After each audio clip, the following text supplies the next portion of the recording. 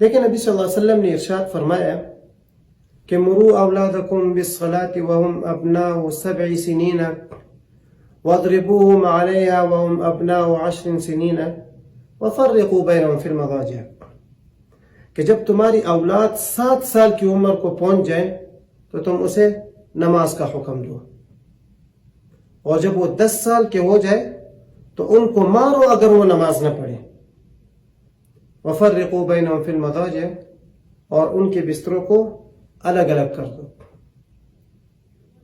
دیکھیں آج اگر کسی بچے کے ہاتھ سے 15-20 روپے کی کوئی پیالی بھی گر جائے تو فوراً والد تھپڑ لگا دیتا ہے کہ یہ تم نے کیا کیا، تم نے تو 15-20 روپے کا نقصان کر دیا۔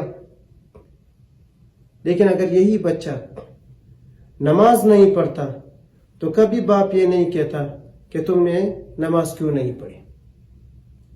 اگر یہ بچہ قرآن کی تلاوت نہیں کرتا تو کبھی والدین نہیں کہتے کہ تم نے قرآن کی تلاوت کیوں نہیں کی۔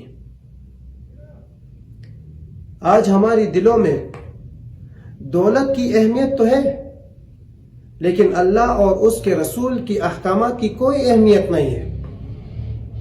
پھر ہم کیسے تمنا کریں، کیسے ہم امید باندھیں کہ ہمارے بچے فرما بردار بنے، نیک صالح بنے، ہمارے آنکھوں کی ٹھنڈک بنے اور ہمارے لیے صدقہ جاریہ بنے؟ یہ ہو نہیں سکتا۔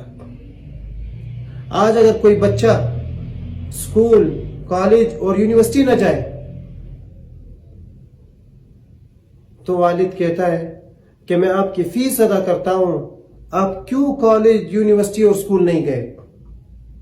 لیکن اگر یہی بچہ نماز نہیں پڑھتا تو کبھی باپ نہیں پوچھتا کہ تم نے نماز کیوں نہیں پڑھی۔